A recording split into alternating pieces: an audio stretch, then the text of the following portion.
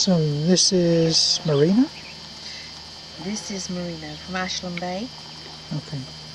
I'm lashing on because I want to do now some colour blending. I'm just going to put on the colours.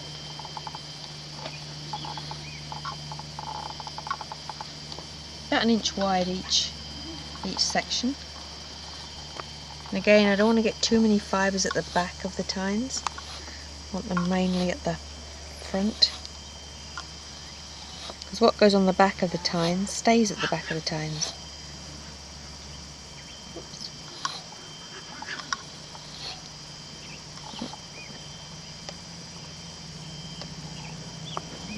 Pink on.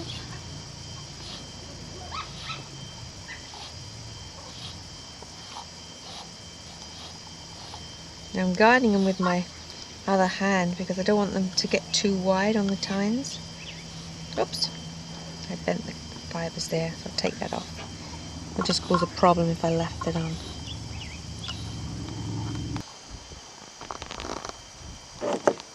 Okay, so now I've got all my colours lashed on here. Now I'm going to start blending with the other paddle comb. And I can, oh, I don't want those to bend over those fibres. Let me straighten them out, there we go. Now you have to do a little flick of the wrist to bring those fibres up straight.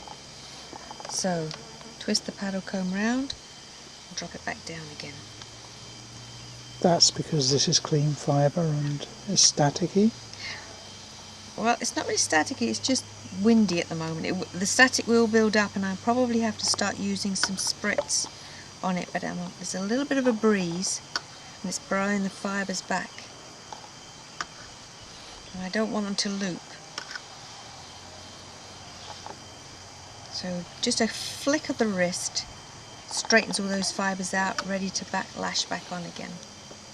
So now what I'm doing with paddle comb that's moving is I'm picking up all different colours and I'm actually colour blending on the paddle comb. Can you see how all the colours, they've gone from being in columns now to being blended on the comb.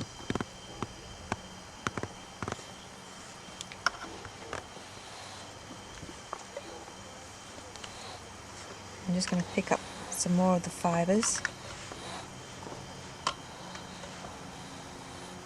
And you transfer from one comb to the, but I'm trying to keep as many fibres on the moving paddle comb and not transfer too many onto the static one, the one that's on the paddle.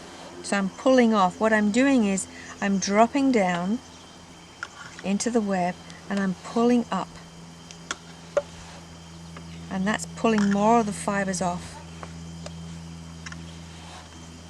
of this static comb than it is pulling them off and putting them onto the static comb. Look at the colours, I'm still in my colour blocks. It's just a flick of the wrist that's doing that.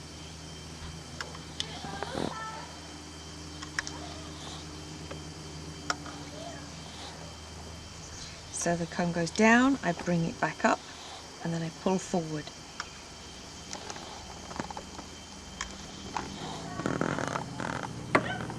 There.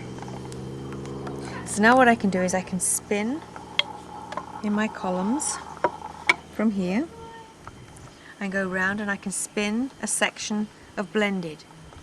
So all throughout my yarn I will get sections of colour blocks, and then I'll get blended, and then back to colour blocks and back to blended, which will give me a whole different look in my yarn that you could never buy. So if you wanted all blended, how would you accomplish that then? If I wanted all blended, then I would spin the yarn from the blended side on one bobbin, then I would spin the columns on another bobbin, and then I would load the combs again in the same order and do exactly the same thing throughout the bobbins. Okay, so could you spin the blended and then just off of the one comb and then just lash some more colours onto the static comb? Oh yes, I could just keep lashing onto here in the same order. Okay. And then So you have a choice. yes, I could. You You're have right. a choice, okay. Yes. So if I wanted it all blended like this, then I would just keep lashing onto this comb and spinning from this one. But to have something completely different, I wanted to have colour blocks and then blended and then colour blocks in my single. So you can just do so many things, can't you? Whatever takes your fancy, you know. It's just your imagination, whatever you can think up, that's what you can do. So here, now I'm going to spin my bit of red, and I'm going to go into the turquoise, petrol colour blue, into the yellow. These are really long fibres, can you see how long they are? Into the pale pink.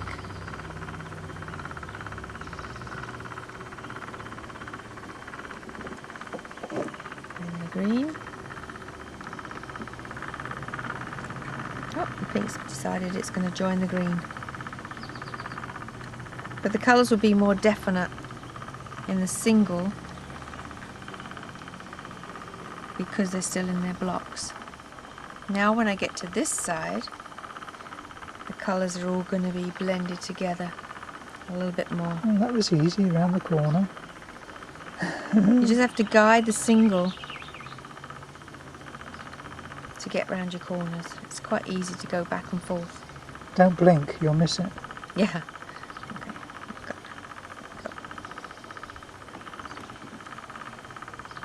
Min's below my fibres. So now I'm taking off all the longer fibres. And it seems to be actually in this fibre, it's all Ashland Bay fibre, but the yellow really seems to be longer than the other fibres. So I'm going to have a colour block of yellow here, which I can't help, but that's just the way of it. I'm not going to worry about it. I'm sure I'm going to like whatever it is I end up with. Alright, so now I'm going to go back again to do a section of colour blocks. And back to the pink. There we go.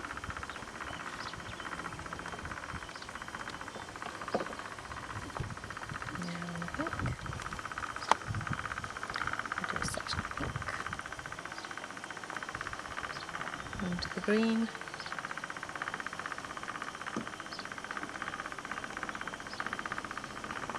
Pink. It's like yellow again. Yes, it is. It's really long.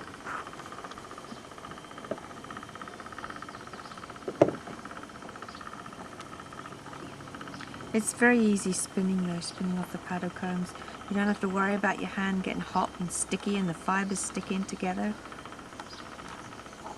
It's a very relaxing way of spinning. And you always get a fine yarn, a fine single. Okay, back again.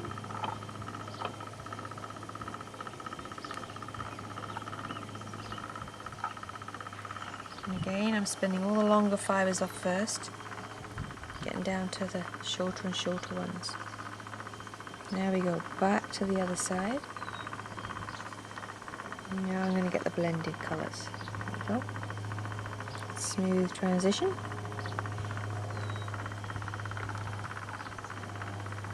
You have to be careful when you mix your colours, because sometimes you can end up with a muddy looking yarn. Just mix all colours together and it turns to mud. So here's a 2-ply of what I've just spun from these colours, and I find that the yellow is very dominant. So maybe the next time I lash on, I will do a little less yellow so I don't get that domineering strong colour all the time. So here's the 2-ply that I've just done, my little sample. The yellow is so strong that if I lash on again, I think I'll do a lot less in the yellow because it's domineering all the other colours. It's still going to be a pretty yarn once it's knit up.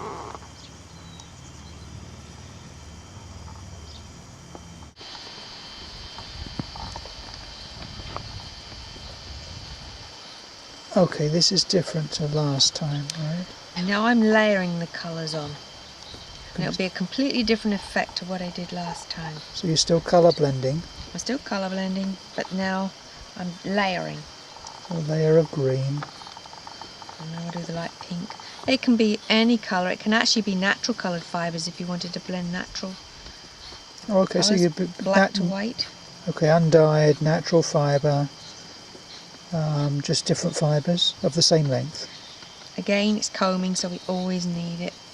The fibres more or less the same length. It's more important when we're colour blending or when we're blending natural colour fibres, because otherwise, if the black was say half an inch longer than the rest of the other colours, then the first amount of fibres that you pull off will always be the black ones. So if you were blending different fibres, are you talking about different colours of the same fibre or completely different fibres? It can be either. How about putting a little bit of fire star in there, a bit of glitter.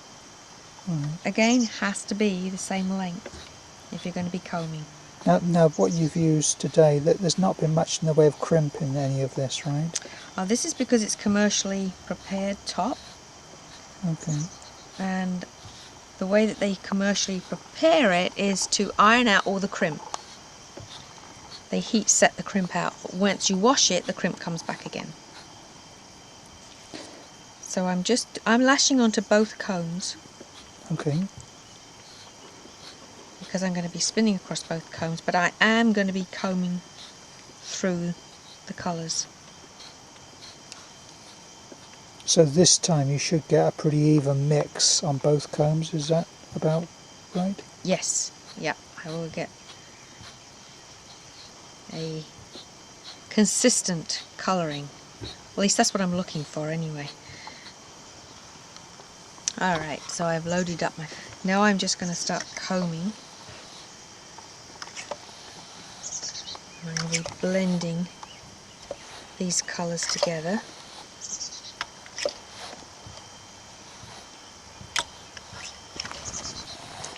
It just mixes them up a little bit when you comb them. I could just spin straight them, layering them on without combing at all, but this helps to blend them just a wee bit more. So I could just lash them on in layers and spin straight from the comb with one single, and then the next single I then process them this way by blending them completely on the combs and put the two singles together. I'll have a different looking yarn. Right, so now I'm ready. I've actually mixed all the colours so you can see all the way through. The colours are all blended together, and on this comb too. You can still see the definite colours though, because I still want some definition. If I blend too much, I'll get that muddy grey colour. I've left the yellow out because the yellow is so strong on this one. And then you would just spin straight from the comb as before. Straight from the comb as before, yes. But it's keeping all the longer fibres together, or the medium length fibres together as I'm spinning. And then it'll be all the short fibres together. So I'll still get a nice, even, smooth yarn all the way. So it just depends on how short you want to spin.